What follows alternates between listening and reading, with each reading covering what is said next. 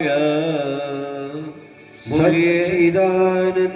रूपाय चिदानंद रूपाय सच्चिदानंद रूपाय। भगवान कैसे हैं? भगवान का स्वरूप कैसा है? विश्वोत्पत्त्यादि हेतवे विश्वोत्पत्त्यादि हेतवे तापत्रय विनाशाय तापत्रय विनाशाय श्रीकृष्णाय वयं नमः। श्रीकृष्णाय वयं नमः। प्रथम श्लोक में ये बताया गया कि भगवान का स्वरूप कैसा। हम लोग कह देते ना, कन्हैया जी श्याम वर्ण के हैं, राम जी श्याम वर्ण के हैं, भगवान शंकर गौर वर्ण के हैं। ऐसा है नहीं। फिर ऐसा क्यों कहा जाता है कि कन्हैया सांवले हैं, राम जी श्याम हैं, भोले बाबा गौर वर्ण के हैं? ये बात क्यों आई?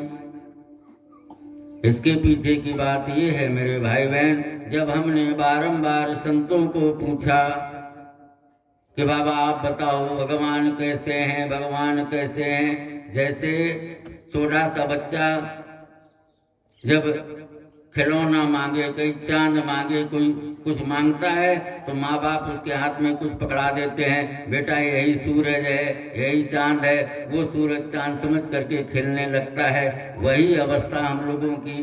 तो फिर आखिर भगवान हैं कैसे?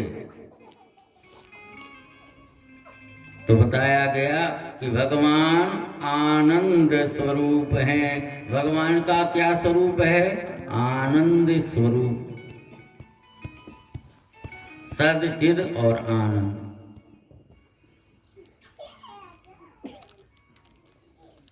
दुनिया में जितने भी शब्द हैं, आप जरा सोच विचार करके बात समझना। हर चीज का उल्टा शब्द होता कि नहीं? रात का उल्टा दिन, ज्ञान का अज्ञान, अंधकार का प्रकाश। लेकिन कोई ऐसा है जो ये बता सके कि आनंद का उल्टा क्या होता है? सुख का उल्टा दुख होता है कि नहीं? सुख का उल्टा दुख हो गया, रात का दिन हो गया, ज्ञान का अज्ञान हो गया। लेकिन आनंद का उल्टा 7 दिन सोचते रहना, फिर अगर मिल जाए जब आपको बता देना, ठीक है? आनंद का उल्टा कुछ भी नहीं है।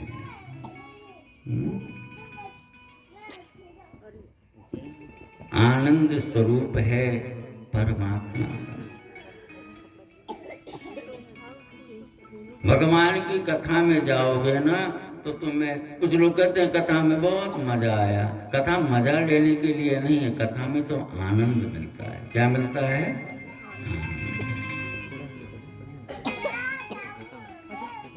क्योंकि भगवान आनंद स्वरूप है। अच्छा, जो स्वरूप परमात्मा का है वही स्वरूप हमारा और आपका भी है। वो अलग बात है कि हम उससे, उसका विस्मरण हो चुका है। आपने देखा होगा पानी का स्वभाव क्या है, जल का स्वभाव क्या होता? शीतल होता कि नहीं? पानी का स्वभाव है शीतलता। लेकिन कोई कारण हुआ, आपने भट्टी के ऊपर, गैस के ऊपर रखा तो पानी गर्म हो गया, अब पुनः नीचे उतार करके रख देते हो तो बोलो, घंटे 2 घंटे के बाद में फिर से ठंडा हो ही जाता है। ऐसे ही हमारे जीवन में थोड़ी कोई घटना घटती है तो थोड़ी देर के लिए क्रोध आता कि नहीं आता? ऐसा दुनिया में कोई आदमी जो 24 घंटे क्रोध में रहे? क्यों? मूल स्वरूप हमारा है शांति। अंतो गत्वा आपको आनंद तो शांति रूप से ही मिलेगा। वो घटनाएं घट जाती हैं, थोड़ी देर के लिए कोई बातचीत हुई, कुछ हुआ, मन में राग द्वेष ये सब प्रकट हुआ, क्रोध आया, और लेकिन शांति तो मूल रूप में जब आप स्थित होते हैं तभी प्राप्त।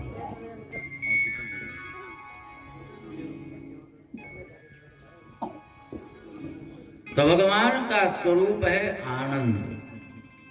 अच्छा, फिर दूसरा करते क्या है? विश्वोत्पत्त्यादि तवे, ये बताया गया कि भगवान सृष्टि की रचना करते हैं, पालन करते हैं और अंत में उसका संहार भी करते हैं।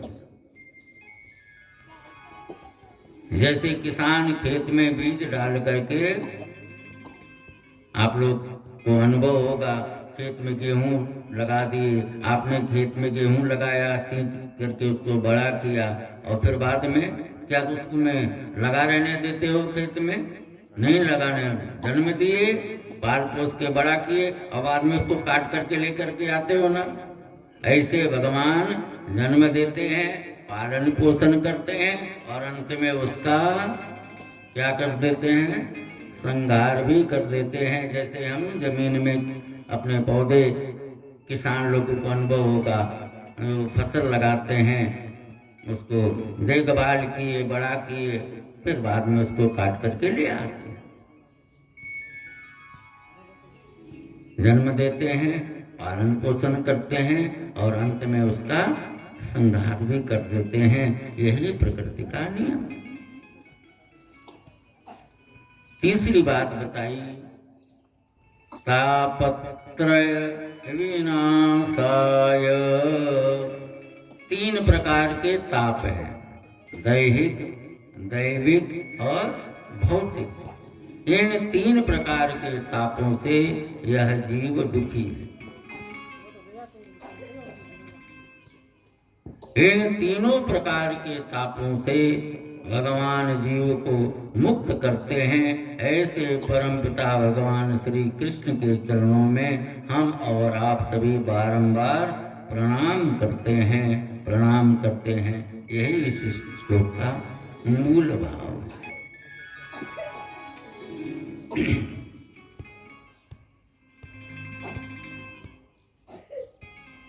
नैमिषे सूतमासीनं विवाद्य महामतिम्।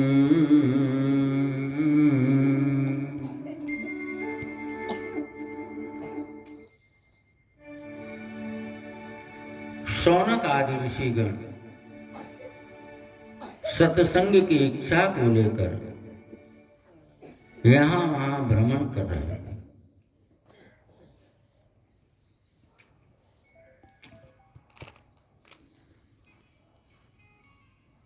मन में इच्छा यही थी कि कहीं भगवान की कथा मिल जाए, सत्संग मिल जाए तो जीवन धन्य हो। यही विचार करके बैठे शौनक आदि ऋषिगण चर्चा कर रहे हैं आपस में। ठीक उसी समय रोम हर्षण श्री सूत जी महाराज का आगमन नैमिषारण्य की परम पावन धरा पर हुआ। शौनक आदि ऋषिगण उठ करके खड़े हुए, चरणों में प्रणाम किया, बारंबार वंदन करते हैं। बोले श्री सूत जी महाराज की जय। चरणों में वंदन करके शौनक आदि ऋषियों ने निवेदन किया कि भगवान, आपका आगमन भगवत कृपा से हुआ है।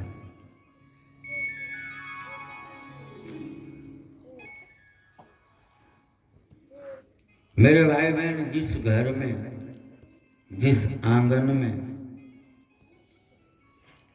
अचानक में संत आ जाएं तो समझ लेना तुम्हारे कई जन्मों के पाप नष्ट हुए। संत दरस से पाप और पुण्य दोनों चले जाते हैं। आप समझना, कुछ लोग कथाओं में जब मैं ये बात कहता हूँ तो कहते हैं गुरुजी पाप चले गए तो अच्छी बात है, लेकिन पुण्य भी चला गया। हाँ, पुण्य क्यों गया? आपने कभी कोई पुण्य कर्म किए थे जिसकी वजह से तुम्हें संत मिले, तुम्हारे पुण्य के कारण संत का आगमन हुआ। अब जब संत तुम्हारे द्वार पर आ ही गए हैं तो तुम्हारे जीवन के जितने पाप हैं वो सारे के सारे लेकर के चले जाएंगे। मतलब पुण्य भी गया, पाप भी गया। अब आप अपना नया जीवन प्रारंभ करो।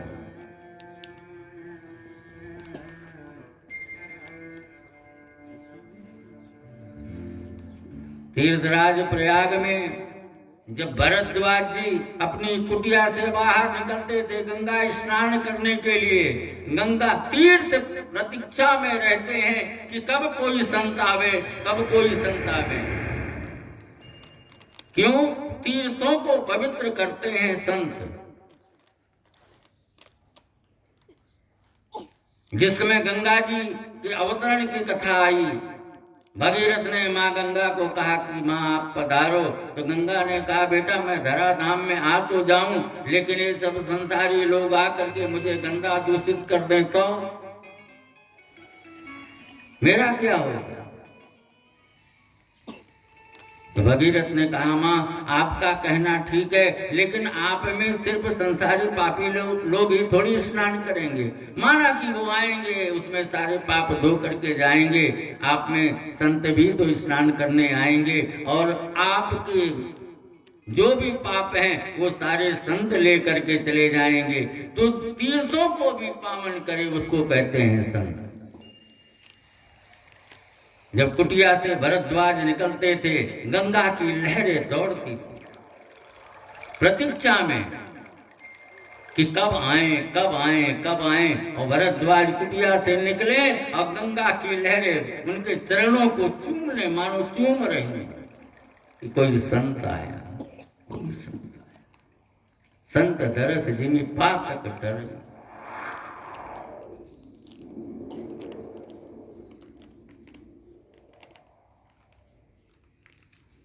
सत नाम है परमात्मा का, सत चित आनंद। अच्छा, सत के ऊपर सा के ऊपर जो बिंदी रख दो तो क्या बन जाता है? बोलो। सा के ऊपर आप बिंदी रखो तो क्या बन जाएगा? सूरज। संत बन जाएगा ना।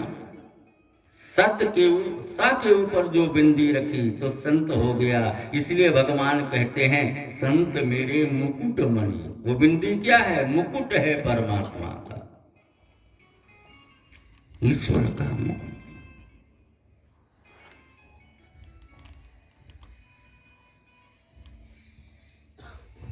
चरणों में गिर करके शौनक आदि ऋषियों ने निवेदन किया श्री सूत जी को कि भगवान आपका आगमन हमारे लिए हुआ।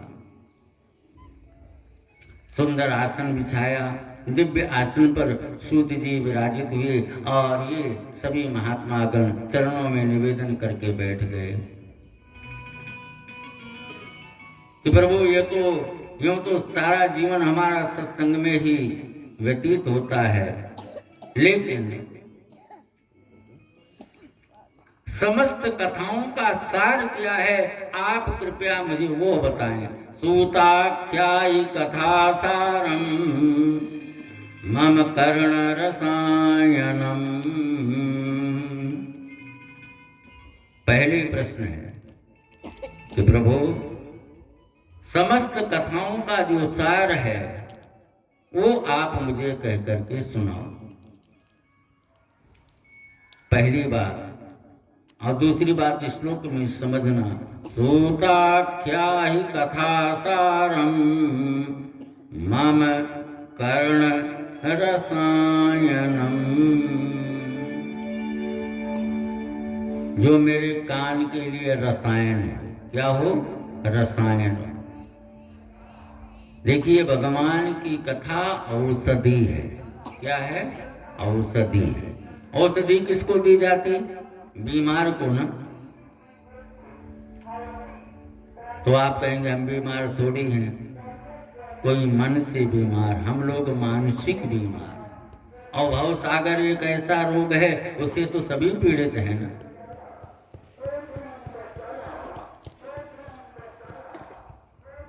संतों के पास में ये रसायन मिलती है। ये रसायन कहाँ पर है? संतों के पास में। भगवान की कथा है रसायन, मिलेगी कहाँ? संतों के पास में। और हनुमान चालीसा में भी क्या कह दिया गया? राम रसायन तुम्हारे पासा। राम रसायन तुम्हारे पास। हनुमान जी के पास में क्या? हनुमान संत हैं, हनुमान भक्त हैं। राम रसायन तुम्हारे पासा। राम रसायन तुम्हारे पास। सदा रहो रघुपति के दासा। सदा रहो रघुपति के दासा। संतों के पास में, भक्तों के पास में भगवत रसायन, रसामृत का भंडार है। इसलिए कहा सूताख्यायी कथा सारम मम कर्ण रसायनम।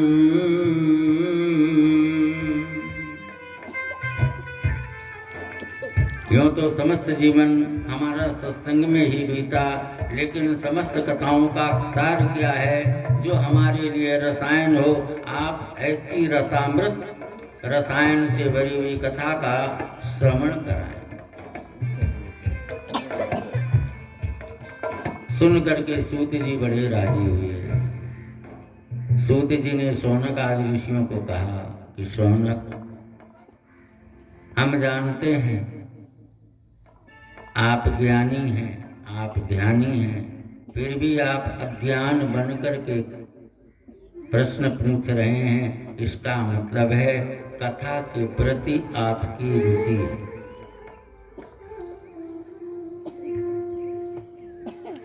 कितने लोग ऐसे हैं, बहुत से लोग ऐसे होते हैं मेरे भाई बहन, जिसका मन कथा में नहीं लगता। लगता है?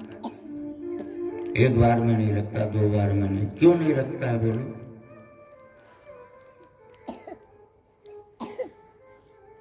तुलसी ने जवाब दिया था, तुलसी पिछले पाप से हरि चर्चा न सुहाए। समझ रहे हैं?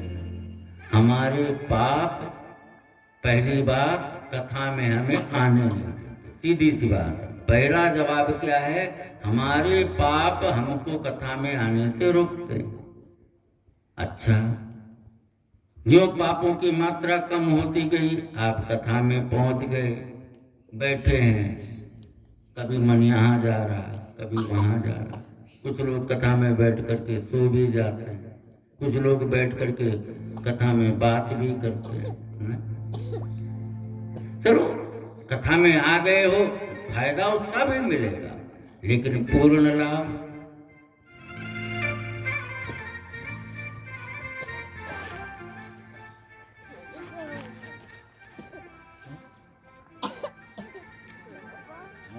फिर तो महाराज जब कथा की प्यास जगेगी, जब कथा की प्यास जग जाती है तो समझ लेना तुम्हारे और ईश्वर के बीच में अब दूरी ज्यादा नहीं बची। सबसे बड़ा प्रमाण है पूजा पाठ, यज्ञ हवन, ये सब हमारे कर्म कांड है। ये निश्चित रूप से करने चाहिए।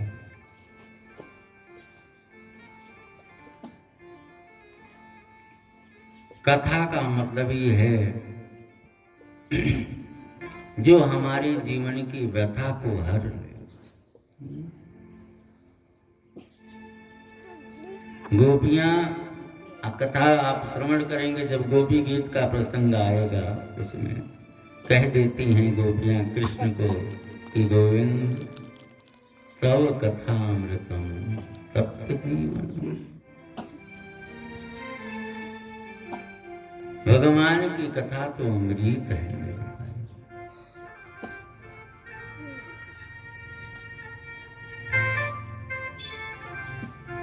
सूत जी ने शौनक आदि ऋषियों को कहा, शौनक, आज हम तुमको वही कथा सुनाएंगे ऋषियों, जो मैंने गंगा जी के परम पावन तट पर अपने पूज्य गुरुदेव श्री सुखदेव भगवान के मुखार विंद से श्रवण की थी। हे ऋषियों, जिस समय श्री सुखदेव भगवान गंगा के परम पावन तट पर पधारे राजा परीक्षित के पास, 88,000 महात्माओं की भीड़ लगी हुई वहां पर, बड़े बड़े ज्ञानी ध्यानी सब संत वहां पर मौजूद हैं। अच्छा, जब सुखदेव भगवान का आगमन होता है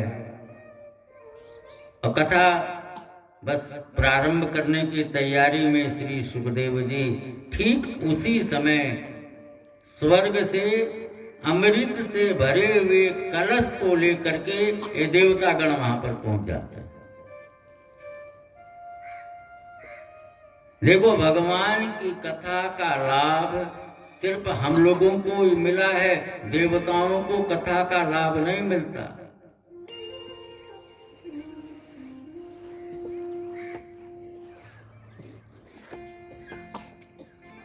इसलिए मनुष्य जीवन को देवताओं से श्रेष्ठ बताया गया।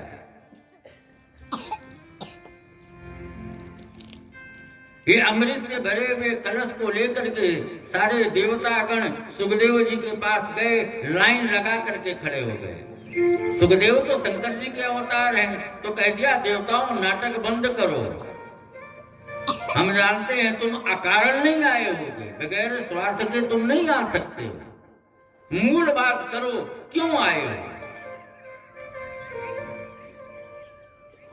क्योंकि देवतागण है स्वार्थी, परमारथ तो उनके बस की बात है ही नहीं। तो सुखदेव ने कहा, मूल बात बताओ, ये सब नाटक बंद करो, चरण बंदगी ये वो सब नहीं। कोई अकारण आपकी बहुत प्रशंसा करने लगे ना तो समझ जाना खतरा है। आप ऐसे हैं, आप बड़े दानी हैं, आप बड़े सेवक हैं, ये है वो है, खूब प्रशंसा करके आपको बहुत ऊंचाई पे ले जाएगा और फिर धीरे से कहेगा कि हमारा ये काम है। कहते कि नहीं? उस समय सावधान हो जाना चाहिए। लेकिन सुखदेव तो सुखदेव है, सुखदेव ने कहा, ये सब बंद करो, मूल बात बताओ, बात क्या है? तो देवताओं ने कहा कि भगवान, हमने सुना है आप राजा परीक्षित को भागवत सुनाने जा रहे हैं। सुखदेव जी ने कहा, तुमको क्या तकलीफ है? कथा वो सुन रहा है, कथा मैं कर रहा हूं, तुमको सुनना है तुम भी बैठ जाओ, कौन मना किया? देवताओं ने कहा कि महाराज ऐसी बात नहीं है, मेरा यही निवेदन है कि राजा परीक्षित को तो श्राप है कि 7वें दिन उसको तक्षक डसे और उसकी मौत होगी, तो कथा से इसको क्या फायदा होने वाला? इसको तो आखिर 7वें दिन तो मरना ही है। तो सुखदेव ने कहा, फिर कहना क्या चाहते हैं आप? बोले, यही कि हम अमृत लेकर के आए हैं, अगर राजा परीक्षित को अमृत पिला देंगे तो ये अमर हो जाएगा, मरेगा नहीं, इसका काम बन जाएगा। सुखदेव जी को बहुत हंसी आई। सुखदेव ने कहा, देवताओं, तुम्हारे अंदर इतनी दया की भावना कब से आ गई? अच्छा, अमृत लाए हो, इसको अमृत पिलाओगे, बदले में कुछ लोगे तो नहीं? महाराज, बदले में तो चाहिए। बोले, क्या चाहिए? बोले, हम अमृत इसको दे देते हैं राजा परीक्षित को, और बदले में भागवत हमको दे दो। क्या मांगा? अमृत हम देने को तैयार हैं, बदले में हमें भागवत चाहिए। सुखदेव जी ने राजा परीक्षित को कहा कि राजन, अब तुम निर्णय करो, यहाँ स्वर्ग से ये देवतागण अमृत लेकर के आए हैं, क्या तुम अमृत पियोगे कि भागवत कथामृत का पान करोगे? निर्णय तुमको करना है, मुझे कुछ लेना देना नहीं। परीक्षित चरणों में गिर पड़े। सुखदेव को कहा, भगवान हम तो अज्ञानी जीव हैं, आप हमको ये बताएं कि इन दोनों अमृतों में अंतर क्या है, तब तो हम कुछ निर्णय पर पहुंच सके। सुखदेव जी ने कहा, बेटा जो अमृत देवता गण लेकर के आए हैं, हे राजन, उसको पीने के बाद आप अमर तो हो जाएंगे, लेकिन निर्भय कभी नहीं रहेंगे। और भगवत कथामृत का पान कर लेने के बाद जीव सदा सदा का भगवान का हो जाता है। फिर उसे किसी भी प्रकार का डर भय ये सब नहीं रहता। फैसला तुमको करना है। अच्छा, देवतागण आप कथा सुनते हैं, सब जानते हैं, अमृत पी लिए, अमर तो हो गए, लेकिन कभी रावण पर, कभी कोई, कभी यहाँ भाग रहे, कभी वहाँ डर से भाग रहे। उनका जीवन सदैव डर में भय में ही व्यतीत होता है। लेकिन भगवान का भक्त तो सदैव निर्भय होता। क्यों? भगवान सदैव उसके साथ में रहते हैं। बेटा अब निर्णय तुमको करना है, क्या पीना चाहते हो? परीक्षित ने आए हुए समस्त देवताओं को प्रणाम किया कि महाराज आपने बड़ी कृपा करी है, आप अपने अमृत को लेकर के आप स्वर्ग में जाओ, हमें आपके द्वारा लाए गए इस अमृत का पान नहीं करना। और फिर इसके बाद जो 7 दिन की कथा चली, वो प्रसंग आएगा, क्रमशः उस पर चर्चा करेंगे। और 7 दिनों में ही महाराज परीक्षित मोक्ष को प्राप्त हुए। ये शब्द ब्रह्मा जी ने देखा कि अरे भागवत में ऐसा क्या है कि 7 दिन की कथा श्रवण करने मात्र से राजा परीक्षित मोक्ष को प्राप्त हो गए। देवर्षि नारद भागे भागे आए ब्रह्मलोक में, तराजू लेकर के बैठे। एक तराजू के पल्ले में श्रीमद् भागवत को रखा और दूसरे में समस्त वेद, समस्त सार, ग्रंथ सब को रखा। जो उठाया तो इन सभी में श्रीमद् भागवत सर्वश्रेष्ठ निकला। बोलिए श्रीमद् भागवत महापुराण की।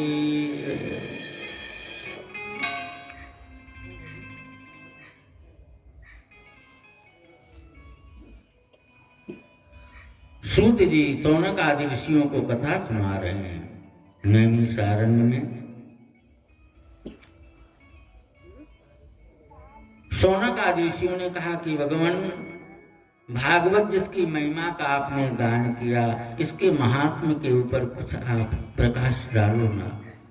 कौन कौन से ऐसे ऐसे हैं जिन्होंने कथा श्रवण करने के पश्चात मुक्ति मोक्ष को प्राप्त किया।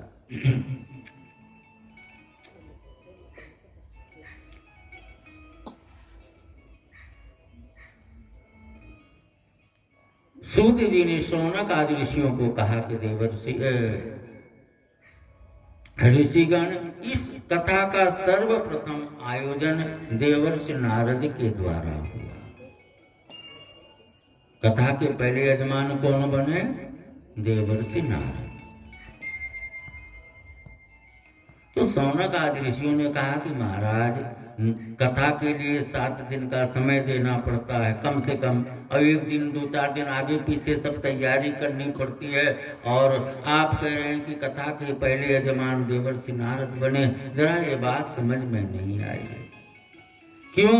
नारद को तो श्राप है ना, एक क्षण के ऊपर तो कहीं ज्यादा रुक ही नहीं सकते, और कथा के लिए तो 7 दिन कम से कम रुकना पड़ेगा, रहना पड़ेगा। ऐसी कौन सी घटना घटी जिसके कारण देवर्षि नारद को भागवत कथामृत का आयोजन करना पड़ा? सूत जी ने कहा, ऋषियों, एक बार की घटना आज से 5-6 हजार वर्ष पूर्व की बात है। देवर्षि नारद के मन में आया कि जरा मैं मृत्यु लोक घूम करके तो आऊं। मानव जीवन को सर्वश्रेष्ठ बताया गया। दुर्लभो मानुषो जीवन। देवता भी तरसते हैं कि हमें एक बार मानव जन्म मिल जाए। तो नारद ने सोचा जरा घूम करके तो आए, देख करके आए, जिसकी इतनी महिमा गाई गई। तो नारद जी मृत्यु लोक में भ्रमण करने के लिए आते हैं। तो सबसे पहले नारद जी कहाँ गए? गृहस्थों के यहाँ।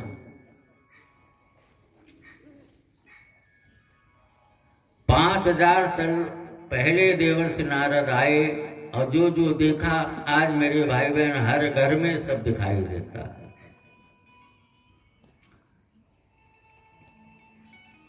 गृहस्थों के यहाँ जब देवर्षि नारद जाते हैं तो क्या देखा कि गृहस्थ नहीं रहे। लोगों का गृहस्थ जीवन बिगड़ चुका है। कैसा बिगड़ चुका है? घर में वृद्ध माँ बाप रहते हैं, उनकी पूछ उनकी सेवा करने वाला कोई नहीं।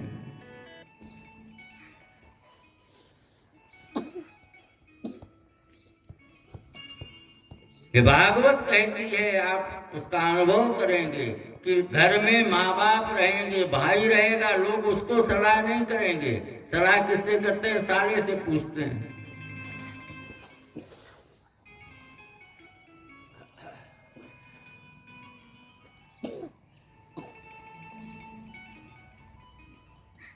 मेरे भाई बहन, भगवान की पूजा करो मत करो, भजन कीर्तन करो मत करो, लेकिन कभी भी अपने माँ बाप की आंख में आंसू मत आने देना। कभी बैठ करके विचार करना, तुमको अंगुली पकड़ करके चलना नहीं आता था, तुम्हें अंगुली पकड़ करके चलना सिखाया उन्होंने, तुम्हें कंधे पर बिठा करके दुनिया घुमाया।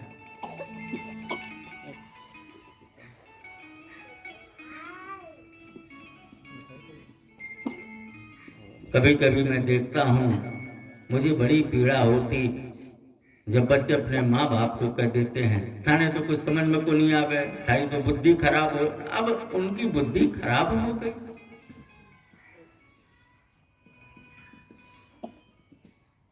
माँ बाप के चरणों में स्वर्ग है, सारे तीर्थ हैं। उनके जाने के बाद तुम दुनिया को दिखाने के लिए जमाओ ना, क्या फायदा? जीते जी माँ बाप को एक लोटा पानी नहीं पूछे और मरने के बाद दुनिया में कुछ भी करते रहो।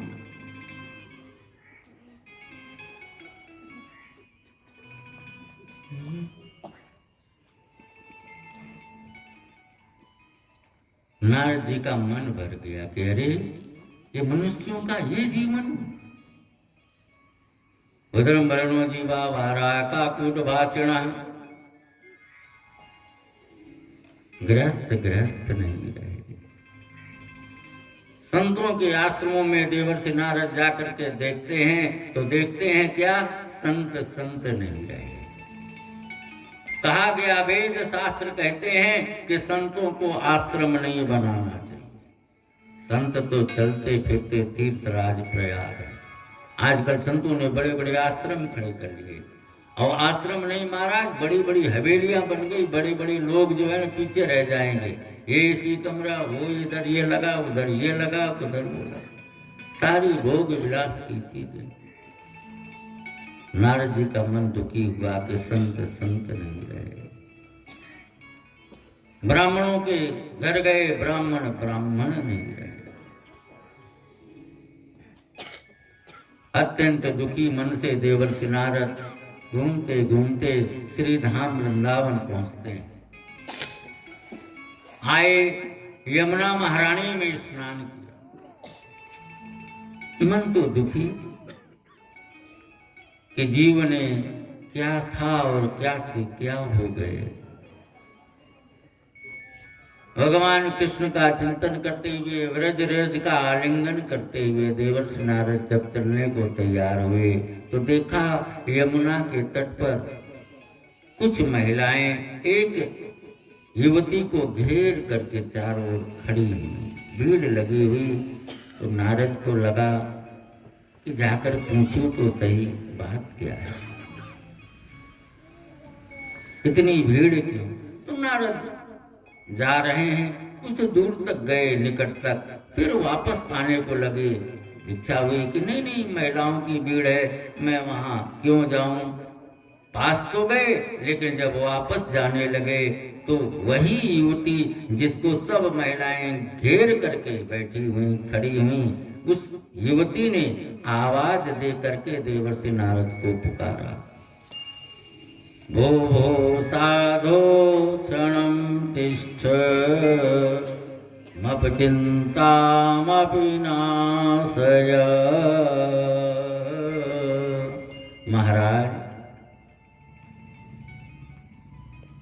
आपने बड़ी करुणा करी, आप पास तक आए और वापस जा रहे हैं। आपके दर्शन मात्र से मेरा सारा दुख दूर हो रहा है, सिर्फ दर्शन मात्र से। कृपया आप थोड़ी देर के लिए ठहर जाओ ना, यही निवेदन है। नारद जी रुक जाते हैं। वो युवती आई, चरणों में प्रणाम करी बाबा के। नारद जी ने पूछा, बेटा आपका परिचय, आप कौन? अब इतनी भीड़।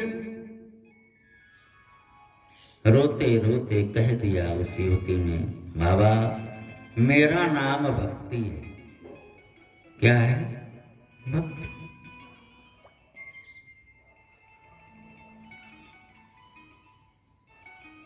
और मुझ जैसा दुखी कौन? आप सोचो, मेरा नाम भक्ति और मेरी गोद में ये जो दोनों बालक सोए हुए, एक का नाम है ज्ञान, दूसरे का नाम है वैराग्य। दोनों वृद्ध हैं और मैं जवान हूं। सोचो कि माँ जवान हो और बेटे बूढ़े हो, कैसा जीवन होगा? मतलब क्या कि लोगों में भक्ति तो है लेकिन ज्ञान नहीं है, वैराग्य नहीं है। ज्ञान थोड़ी देर के लिए आता है, वैराग्य थोड़ी देर के लिए आता है।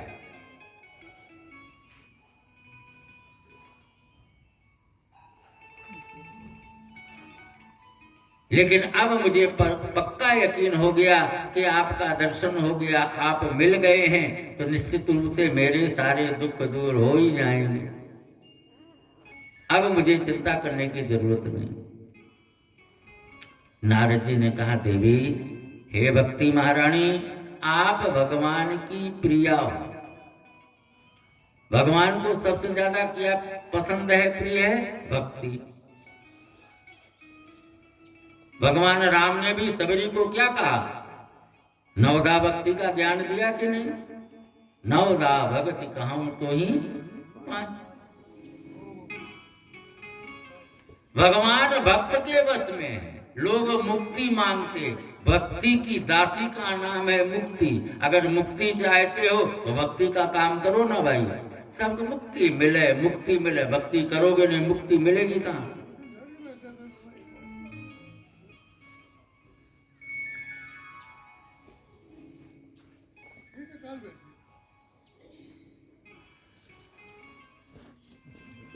देवर्षि नारद ने तरह तरह के प्रयास किए, लेकिन ज्ञान और वैराग्य, उनकी मूर्छा जब दूर नहीं हुई तो देवर्षि नारद ने कहा, देवी आप चिंता ना करें। हे भक्ति महारानी, मैं आपको वचन देता हूं कि आपको इस कष्ट से छुटकारा में दिला करके रहूंगा। ऐसा कह करके देवर्षि नारद वहां से भक्ति महारानी को आश्वस्त करके यमुना के तट से चल दे। रास्ते में बड़े चिंतित चले जा रहे देवर्षि नारद, और मार्ग में भेंट हो गई देवर्षि नारद की सनकादिकों से। नारद जी ने जब सनकादिकों को देखा, चरणों में प्रणाम किया सनकादिकों को। बाबा, सनकादिकों ने देखा नारद को, अरे देवर्षि क्या बात है? इसके पहले जब आप मिलते थे कीर्तन करते हुए बड़े प्रसन्न मुद्रा में, लेकिन आज कुछ उदास जान पड़ते हो, चिंता के भाव। बात क्या है? कथम ब्रह्मण दीन मुखे कुतः चिंता तुरो भवान। हे नारद, कथम ब्रह्मण दीन मुखे, तुम्हारे मुखमंडल पर उदासी क्यों? अरे भगवान का दास ना हुए कभी उदास, भगवान का दास कभी उदास हो ही नहीं सकता, लेकिन उदासी बात क्या है?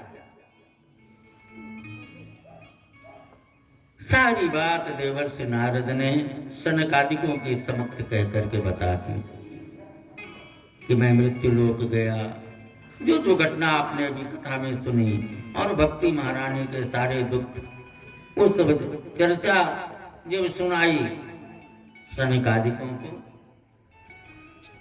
और नारद जी ने कहा बाबा अब आप मिल गए तो मुझे अब चिंता फिक्र करने की कोई जरूरत नहीं है, उपाय तो अब मिल ही जाएगा, क्या करना होगा? सनकादिकों ने कहा देवर्षि एक ही उपाय है, क्या? ज्ञान यज्ञ करिष्यामि सुख शास्त्र कथोज्ज्वलम्। हे नारद, अगर भक्ति महारानी के दुख को दूर करना ही है तो एक ही उपाय है, गंगा जी के परम पावन तट पर आप श्रीमद् भागवत कथा ज्ञान यज्ञ का आयोजन करो। क्या करो? गंगा के तट पर। तो नारद ने कहा महाराज जिसके लिए हमें कथा करनी है वो तो यमुना के तट पर पड़ा है, और आप कहते हो गंगा जी के तट पर करो। सनकादिकों ने कहा देवर्षि भगवान की कथा जहां पर होती है, जहां पर होगी, सारे तीर्थ स्वयं चल करके आते हैं। कथा स्थल मामूली नहीं, समस्त देवता स्वयं चल करके आते हैं, समस्त वेद स्वयं चल करके आते हैं। आप कथा का आयोजन तो करो। कहां पर? बोले गंगा के तट। तो नारद जी ने कहा महाराज उपाय आपने बताया है तो हम कथा वाचक को कहां ढूंढने जाएं? कौन करेगा नहीं करेगा? रास्ता आपने दिखाया तो कथा भी आपको ही करनी पड़ेगी। सनकादिकों ने कह दिया ठीक है।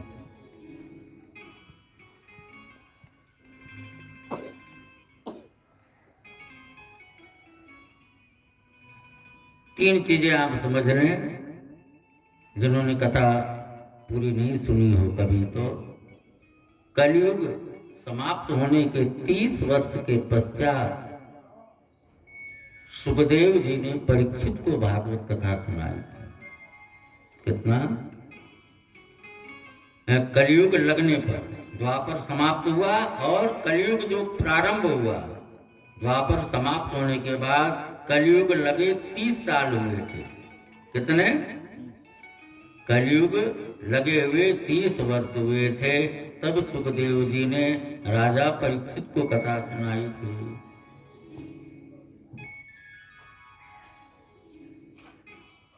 कलयुग लगे हुए जब 200 साल बीत गए तो गोकर्ण महाराज ने कथा सुनाई थी धुंधगारी को, जिसकी कथा भी आएगी।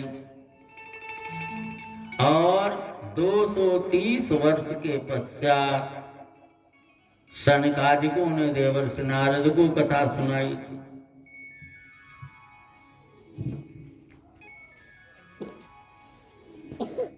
तो सनकादिकों ने आज्ञा दे दी देवर्षि नारद को, कहा कि ऐसा करो नारद, जाकर के तुम तैयारी करो कथा की, और अमुक तारीख से ये सब कथा का कार्यक्रम प्रारंभ होगा। अब नारद जी बड़े राजी हुए, आकर के गंगा के तट पर पधारते हैं। देवर्षि नारद तो यजमान बन गए। महाराज कथा की जोर शोर से तैयारी चलने लगी।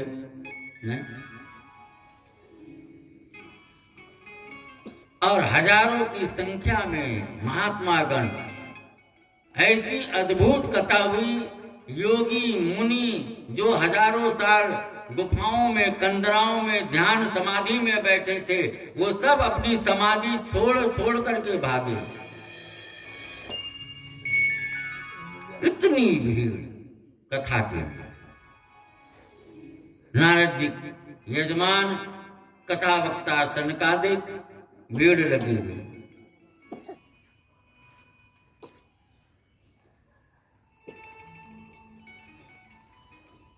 अच्छा, अब कथा की घड़ी जब निकट में आई, व्यासपीठ पर सनकादिक विराजित हुए।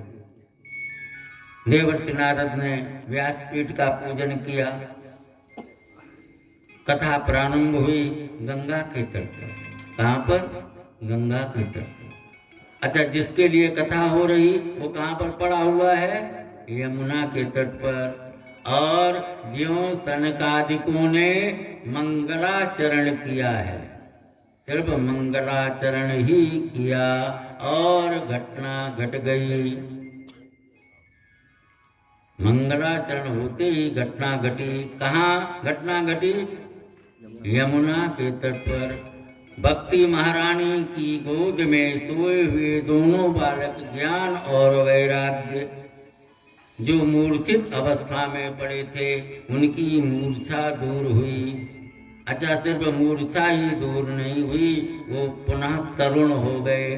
और सिर्फ तरुण ही नहीं हुए, अब उठ करके भी खड़े हो गए।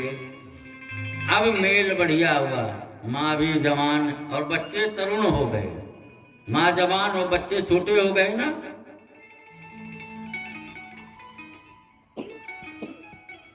और भागवत जी में लिखा, भक्ति महारानी ने जब ये देखा, भक्ति महारानी के आनंद का कौन वर्णन करे महाराज। अपने दोनों बच्चों को गोद में उठा करके नाचने लगी भक्ति, झूमने लगी भक्ति। और कहा कि अरे, जहाँ कथा चल रही है मुझे तो वहीं जाना है। यमुना महारानी के तट से भक्ति महारानी चलती, झूमते हुए, नाचते हुए, गाते हुए, श्री कृष्ण गोविंद हरे मुरारी, हे नाथ नारायण वासुदेव। ताली बजाते हुए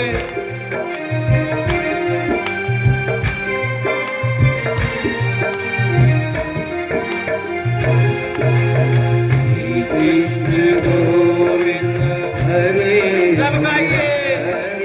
हे नाथ नारायण वासुदेव। श्री कृष्ण गोविंद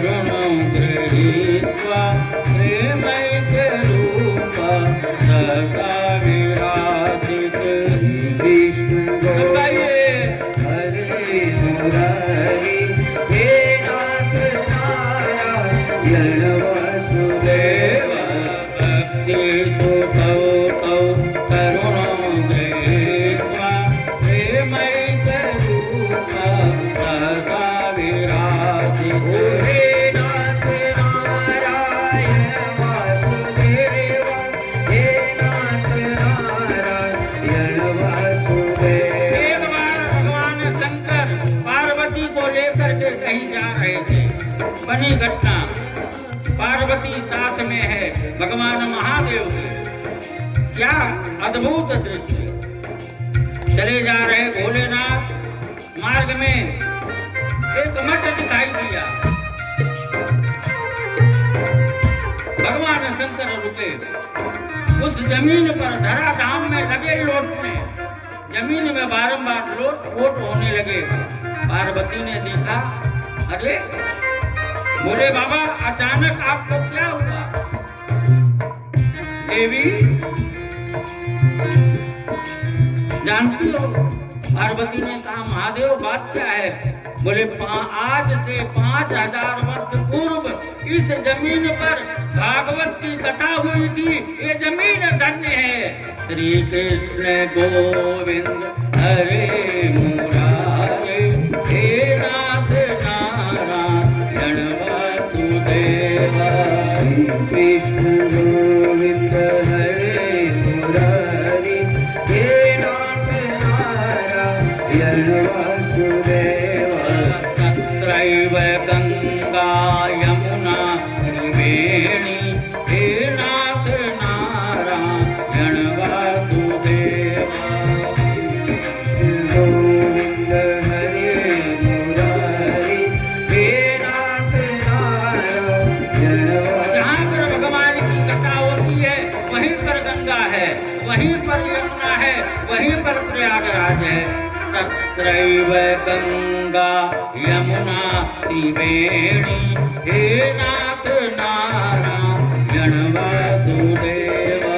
श्री कृष्ण गोविंद हरे मुरारी, हे नाथ नारायण भक्ति वासुदेवा। महारानी गाते हुए जा रही हैं। गोविंद हरे मुरारी, हे नाथ नारायण वासुदेवा। जागतां भागवतार्थभूषां सुचारुवेशां सदसु सदस्या। हे नाथ नारायण वासुदेवा, हे नाथ नारायण वासुदेवा। कृष्ण गोविंद हरे मुरारी, हे नाथ नारायण दशा ये वासुदेवा। हुई, भक्ति महारानी जब नाचते गाते जा रही, सारे देवतागण पीछे पीछे हो लिए। उस कीर्तन में सब शामिल हो गए। हम लोग भी मन से शामिल हो जाएं कि भक्ति महारानी के साथ में जा रहे हैं। इतनी भीड़ हुई, आकाश से कुछ वर्षा होने लगी।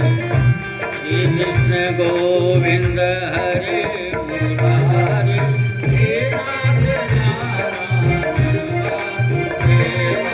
श्री कृष्ण गोविंद हरे मुरारी, हे नाथ नारायण वासुदेवा। नारद जी तो यजमान थे।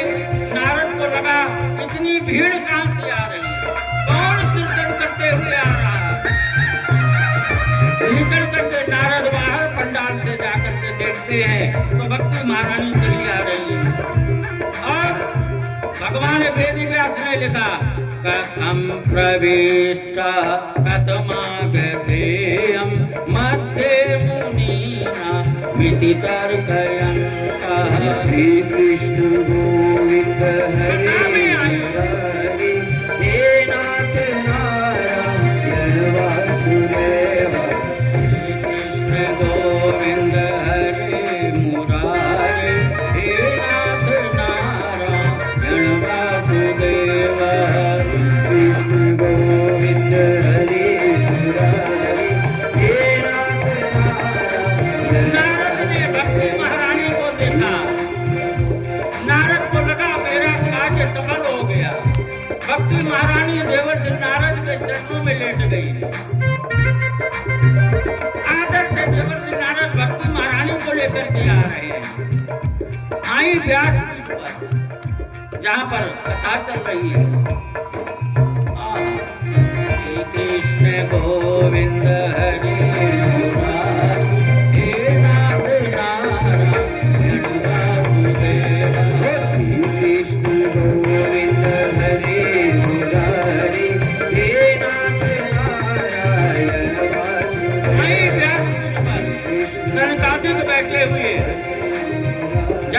भक्ति महारानी ने निवेदन किया, उच्चो कुमारा वचनम तदानी कथार्थ तो निष्पतिता दुनेयम। श्री विष्णु गोविंद हरे मुरारी, हे नाथ नारायण वासुदेव। कुमारों को कह दिया भक्त महारानी ने, महाराज हम भी कथा में चल करके आए हैं। आपने सबकी व्यवस्था की है कि माताएं यहाँ बैठे, पुरुष यहाँ बैठे, ये देवताओं का स्थान, सबका स्थान आपने दे दिया। मैं भी कथा में आई हूँ, आपसे निवेदन है मैं कहाँ पर बैठूं ताकि मैं कथा सुन।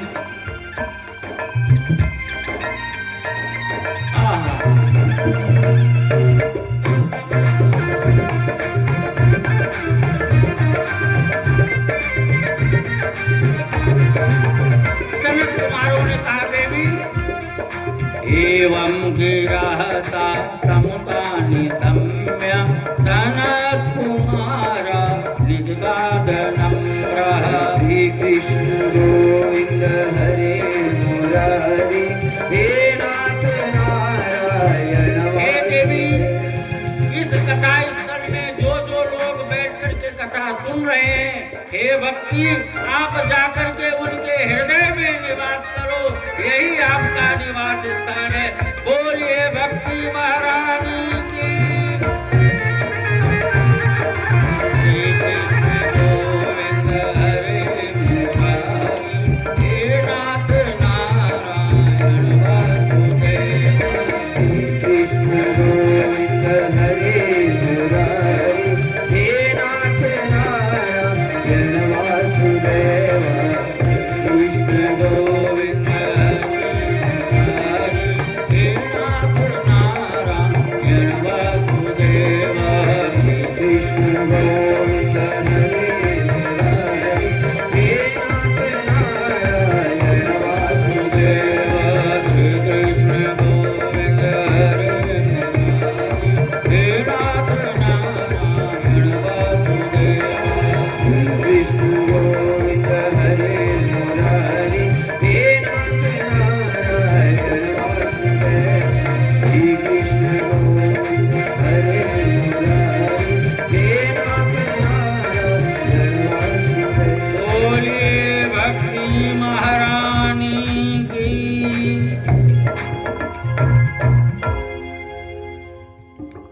कह दिया, आप श्रोताओं के हृदय में आप निवास करियो, यही आपका निवास स्थान। भक्ति तो हृदय में होनी चाहिए।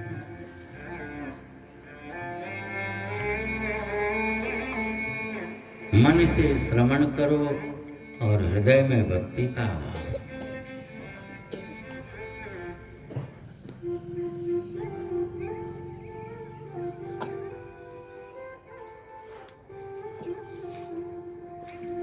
यह सब कथा सूत जी ने शौनक आदि को कह करके बताई।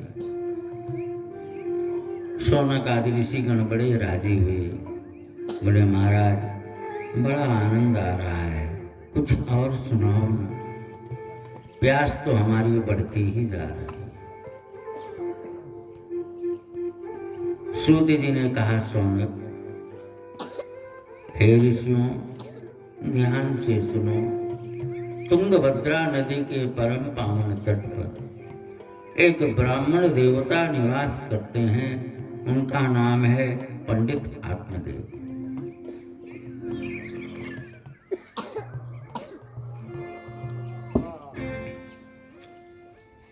देखो भाई, भागवत की कथा में जो भी प्रसंग आए हैं उनका आध्यात्मिक महत्व है। तुंगभद्रा नदी का मतलब क्या है? हमारा आपका ये शरीर ही तुंगभद्रा है। भद्रा का मतलब कल्याण। ये शरीर ही तुंगभद्रा नदी है और इसमें रहने वाला आत्मा ही आत्मदेव है।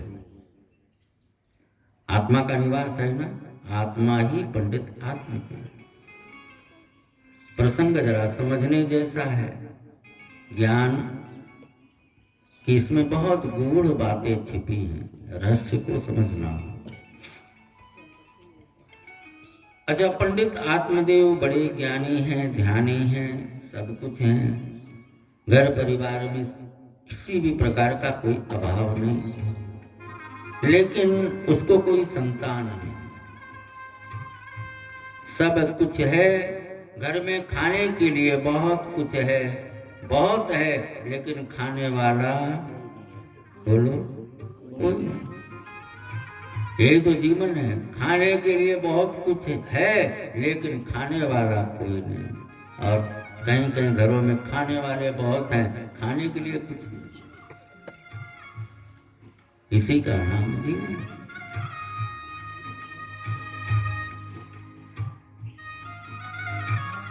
पति पत्नी दोनों का जीवन बड़ा सात्विक है, लेकिन अगल बगल के लोग बड़े ताने देते हैं। दुनिया का स्वभाव है, जीव अपने दुख से उतना दुखी नहीं है, दूसरे के सुख को देख करके जितना दुखी है। जीव को अपना दुख उतना उसको परेशान नहीं करता, लेकिन अगर पड़ोसी सुखी हो तो फिर कुछ ही। अपने दुख से हम उतने दुखी नहीं होते जितना दूसरे के सुख को देख करके। ये सोच बदलो, आप दूसरे के सुख को देख करके सुखी हो, उससे प्रेरणा लो। अरे हम भी ऐसा कर सकते। मनुष्य ठान ले तो क्या से क्या नहीं कर सकता है, लेकिन मन से ईर्ष्या और हिंसा की भावना को निकालना होगा, राग द्वेष से मुक्त होना। संसार में जगत में कोई काम असंभव नहीं है, सब कुछ संभव है। दुख का पहला कारण ये, और दूसरा कारण क्या है? इंसान अभाव से दुखी नहीं है, अपने स्वभाव से दुखी है। कुछ लोगों का स्वभाव आप जानते हैं, उनका स्वभाव सबको परेशान करता है। अच्छा, खुद भी परेशान होते, दूसरे को भी परेशान कर, उसका स्वभाव ही ऐसा बना।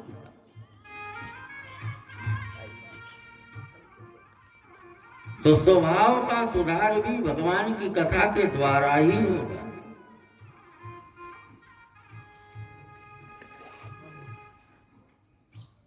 जड़मति होत सुजान।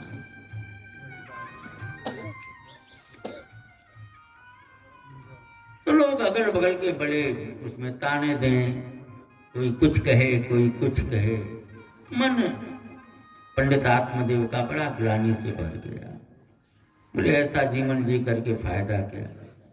और फिर निर्णय ले लिया कि नहीं, अब जाकर के मैं आत्महत्या कर लूं। ऐसा सोचकर आत्मदेव जी आए एक सरोवर के निकट। पूरी योजना बना करके आए थे, जीवन से हार गया था ये बेचारा, लोगों के ताने सुन सुन करके। अच्छा, मजे की बात, ताना कौन देता है? बाहर वाले उतना नहीं देते जितना अपने निकट वाले देते हैं। समझ रहे हो ना? ताना का उल्टा करो तो क्या बनता है? बोलो क्या बनता है? हाँ बेबी, नाता बनता है ना। जिससे हमारा नाता होगा ना, वही ताना ज्यादा मारेगा। बाकी तो दुनिया को क्या जरूरत फिक्र पड़ी। ऐसे ही है, ऐसे ही है, ऐसे ही।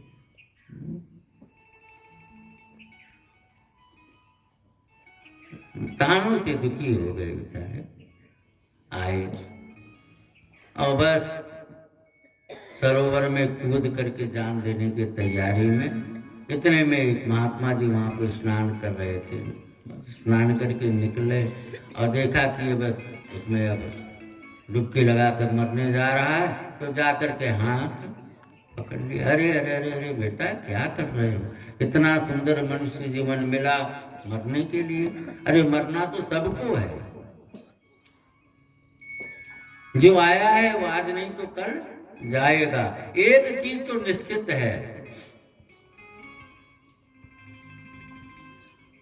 एक में कोई क्वेश्चन मार्क नहीं है। जन्म होगा कि नहीं, मरण पढ़ेगा लिखेगा क्या करेगा नहीं करेगा, लेकिन मरेगा तो जो आया है जाएगा जरूर। महात्मा जी ने कहा बेटा मरना तो है ही, लेकिन आत्महत्या करने जा रहे हैं, सब पाप, ये ठीक नहीं। बोले महाराज हम बहुत दुखी हैं।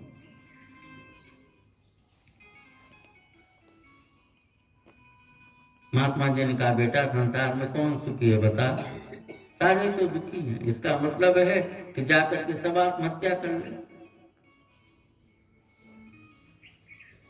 फिर महात्मा जी ने कहा अच्छा अच्छा एक बात तो बता, तेरे दुख का कारण क्या है, तू दुखी इतना है क्यों जो आत्महत्या करने के लिए तैयार हो गया।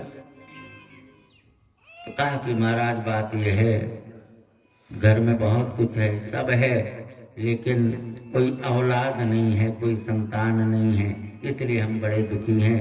महात्मा जी सुन करके हंसने लगे। बोले कहा बेटा तू बड़ा सौभाग्यशाली है जो तुझे कोई संतान नहीं। उसने कहा अरे आप तो महात्मा है, आपको क्या मालूम संतान का क्या सुख होता है। बेटा बेटी घर में रहे कितना आनंद मिलता है, उनका सुख का कौन वर्णन करे। महात्मा ने कहा बेटा मेरी बात मान, भगवान ने तेरे ऊपर बड़ी कृपा की जो तुझे कोई औलाद नहीं दी। अरे सब छोड़ छाड़ झंझट, भगवान का भजन कर, आनंद तो उसी में है। कहा महाराज मरने के बाद पिंडदान कौन करे, गया श्राद्ध कौन करे, ये कौन करे, वो कौन करे, कैसे मुक्ति मिलेगी। महात्मा जी हंसने लगे।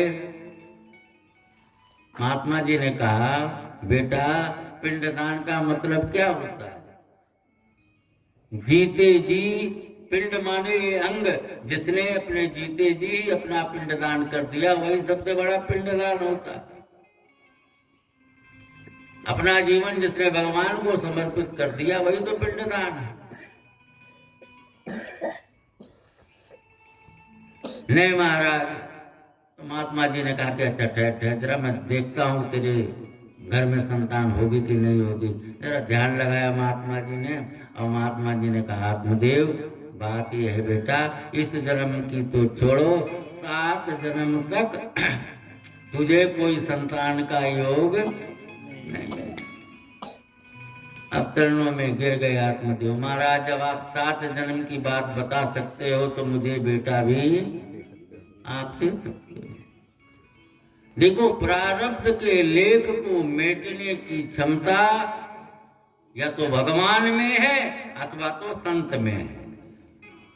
ब्रह्मा का लेख मेट सकता है तो कोई संत मेट दे अथवा तो भगवंत, बाकी और किसी में नहीं है।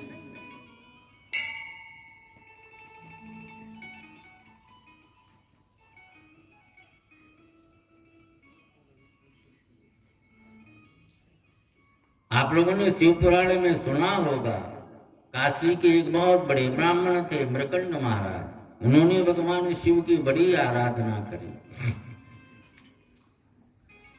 संतान की इच्छा को लेकर।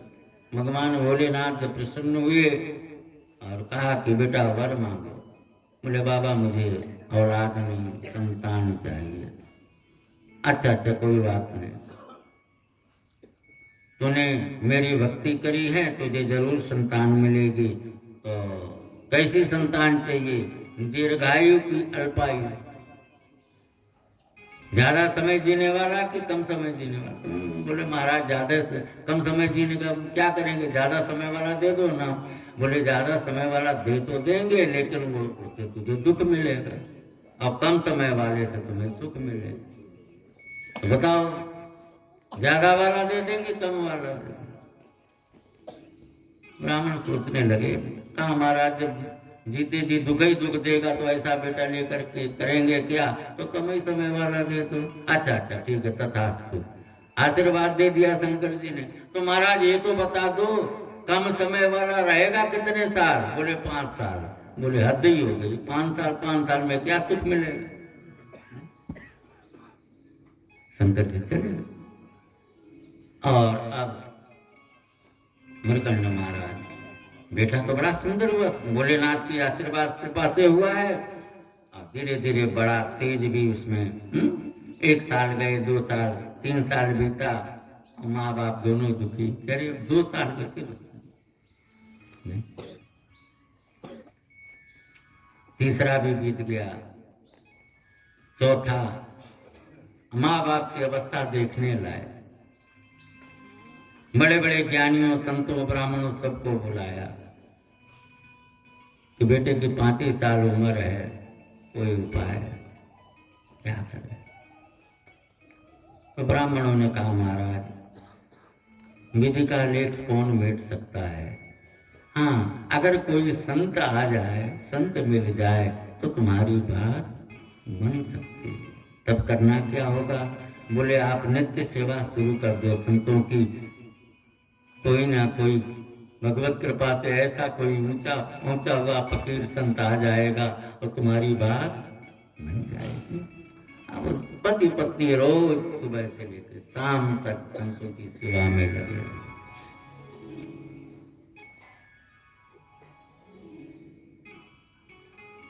अब 5 वर्ष पूर्ण होने में जब 3-4 दिन शेष बचे, सेवा तो चली रही है, लेकिन माँ बाप की क्या दशा होगी आप समझ सकते हैं। कितना सुंदर बेटा, बस 3-4 दिन का मेहमान हो।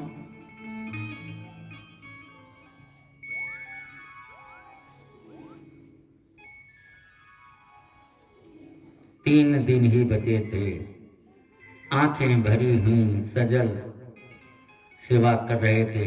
इतने में भगवत कृपा तो देखो, सप्त ऋषियों का आगमन हो गया। कौन पहुंचे? सप्त ऋषियों।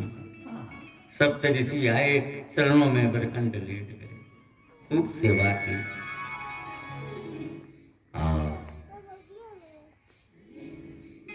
जब जाने लगे तो अपने उस बच्चे को ला करके सप्त ऋषियों के चरणों में जब वंदन कराया, बेटा प्रणाम करो बाबा को। जब प्रणाम किया, सप्त ऋषियों ने आशीर्वाद दे दिया, बेटा दीर्घायु भव, दीर्घायु। मृकंड ने कहा महाराज बस करो, आपका दिया हुआ वरदान झूठा साबित होगा। क्या कहते हो? सप्त ऋषियों को क्रोध आया, मेरा वरदान और मिथ्या चला जाए? हाँ महाराज। क्यों?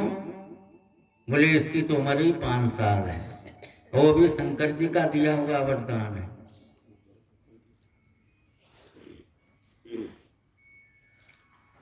सप्त ऋषियों ने मन ही मन विचार किया, बड़ी मुसीबत में पड़ गए। अगर हमारा वरदान झूठा चला जाएगा तो दुनिया मुझ पर हंसेगी। अब आपस में सप्त ऋषि विचार करने लगे, ये इस गली से फालतू निकले, यहाँ से निकले और मुसीबत गले पड़ गई, करें क्या? तो विचार किया और अंत में मृकंड को कहा, ऐसा करो, आप अपने बच्चे को हमें दे दो। क्या करो? इस बालक को मुझे सौंपो, जिम्मेदारी हमारी। अब वो छोटा सा 5 साल का बालक आ गया सप्त ऋषियों के पास। अब सप्त ऋषि लेकर के चले, आगे कुटिया में सोचने लगे क्या करें। दीर्घायु का आशीर्वाद दिया। 3 दिन में, आज 1 दिन जाने का है, 2 दिन और बचा। बोले सुबह होने दो, देखते हैं। प्रातः काल का समय हुआ और सप्त ऋषियों ने निर्णय लिया और उस बच्चे को लिया, आ गए ब्रह्मलोक। कहाँ गए? बच्चे को साथ लिया और ब्रह्मा जी के लोक पे पहुंचे। जाकर के ब्रह्मा जी को प्रणाम किया। ब्रह्मा जी सबको आशीर्वाद देने लगे और सप्त ऋषियों ने उस बच्चे को भी ब्रह्मा जी को प्रणाम कराया। जो प्रणाम कराया, ब्रह्मा जी ने आशीर्वाद दिया, बेटा दीर्घायु भव, दीर्घायु। अब सप्त ऋषियों ने कहा महाराज हमारा काम बन गया, हमारी झंझट छूटी। बोले मतलब? बोले हम मुसीबत में पड़े थे, बच्चे को लेकर के आए, दीर्घायु